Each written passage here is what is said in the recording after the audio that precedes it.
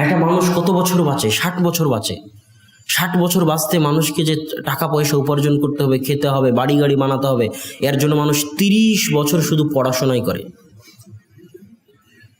Honours, masters, PhD, চাকরি বাকরি, BCS সব মিলে শুরু করতে করতে মানুষের 30-35 বছর হয়ে যায়।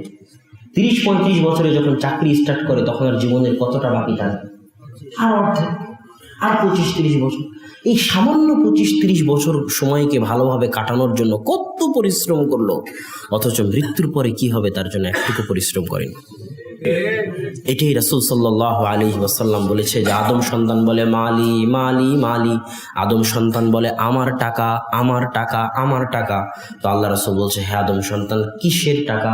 মা আকালতা ফাফনাইতা, সকালে যেটা খেয়েছো সেটা হজম হয়ে গেছে। ওই যে মায়ের বুকের দুধ যেই দিন খেয়েছিলেন ওটা এখন আছে না শেষ হয়ে গেছে? 5 বছর আগে যে খাবার খেয়েছিলেন আছে না শেষ হয়ে গেছে? সিলেটের কত হোটেলে বসে কত খাবার খেয়েছেন আছে না শেষ হয়ে গেছে? ওটা আল্লাহ রাসূল বলতেছে, আমি বলিনি। মা আকালতা ফাফনাইতা, কিসের টাকার কথা বলো? টাকা দিয়ে তুমি খুব জোর খাবে, তো যেটা খাবে সকালে ওটা দুপুরে শেষ হয়ে যাবে, যেটা দুপুরে খাবে ওটা রাতে শেষ হয়ে যাবে। ওমা লাবিস্তা ফাআবলাইতা, টাকা দিয়ে আর কি করতে পারো? খুব দামি কাপড় কিনবে, খুব দামি জুব্বা কিনবে, প্যান্ট কিনবে, শার্ট কিনবে। ছোটবেলায় যে আপনার প্যান্ট ছিল ওটা এখন আছে না? ছিঁড়ে ফেটে পুরাতন হয়ে গেছে, শেষ হয়ে গেছে। আজ থেকে 5 বছর আগে যা কিনেছিলেন ওটা আছে না? শেষ হয়ে গেছে, শেষ হয়ে গেছে। টাকা দিয়ে আর কি করতে পারো? কাপড় কিনবে, ওই কাপড়টা একদিন পুরাতন হয়ে যাবে, ছিঁড়ে ফেলবে। তাহলে মানুষ যে এত টাকা পয়সা উপার্জন করতেছে তা কি করতে পারে? 1, টাকা দিয়ে মানুষ খেতে পারে। 2, টাকা দিয়ে মানুষ কাপড় ক্রয় করতে পারে। এখন আপনার মনে মনে হচ্ছে আচ্ছা টাকা দিয়ে তো আরো কিছু করা যায়। কি করা যায়?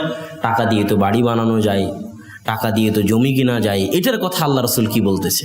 এটা শুনতে মন চায় না? শুনতে মন চায়। এটার কথা আল্লাহ রাসূল বলতেছে যে টাকা দিয়ে তুমি খেলে ওটা হজম হয়ে গেল, যে টাকা দিয়ে তুমি কাপড় কিনলে ওটা পুরাতন নষ্ট হয়ে গেল, আর বাকি যা তুমি করলে, বাকি যার মধ্যে জমি জায়গা বাড়ি ঘর সব, আর বাকি যা তুমি করলে তা তোমার ছেলে মেয়ের জন্য রেখে গেলে। আল্লাহু আকবার। তা তোমার পরবর্তী মানুষদের জন্য রেখে গেলে, নিজের জন্য নয়। আপনি যেমন আপনার বাপের রেখে যাওয়া সম্পদ নিয়ে মারামারি করেছেন, আপনার সন্তানেরাও আপনার রেখে যাওয়া সম্পদ নিয়ে মারামারি করবে। তাহলে বাকি যা থাকলো তা মানুষের জন্য। তা আপনি কি নিয়ে গেলেন? আল্লাহ রাসূলের ভাষা অনুযায়ী আপনি পরকালে কি নিয়ে গেলেন? লিমা বাদাল মাউত, মৃত্যুর পরে কি হবে তার জন্য আপনি কি নিয়ে গেলেন? কিছুই নিয়ে যাননি। এটাই তো আপনার বোকামি, এটাই তো আপনার পাগলামি, এটাই তো আপনার ব্যর্থতা, এটাই তো আপনার মূর্খতা। এই জন্য তো আল্লাহ বলছে ইন্নামা ইয়াখশাল্লাহু মিন ইবাদিহিল উলামা, আল্লাহকে জ্ঞানীরা ভয় করে। পরকালের জন্য প্রস্তুতি জ্ঞানীরা নেয়, মৃত্যুর পরে কি হবে তার জন্য প্রস্তুতি জ্ঞানীরা নেয়। অতএব নিজের জন্য কিছু করুন।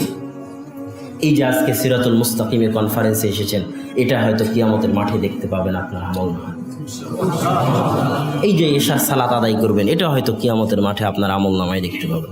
এটা আপনার নিজের জন্য। 2টা টাকা যদি দান করে যান সেটা আপনার নিজের জন্য, পরকালের ব্যাংক অ্যাকাউন্টে জমা হবে।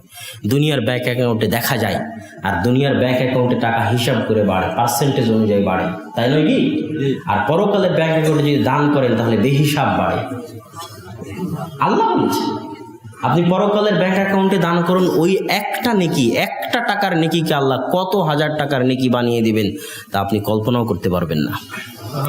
অতএব বুদ্ধিমান হওয়ার চেষ্টা করুন, মৃত্যু পরবর্তী জীবনের জন্য কাজ করুন। সম্মানিত উপস্থিতি, ইন্নামা ইউদরিকুমুল মাউতু ওয়ালাউ কুনতুম ফি বুরুজিম মুশাইয়াদা, তোমরা যদি সীসা ঢালা প্রাচীরেও বসবাস করো তবুও মৃত্যু তোমাদের ধরবেই।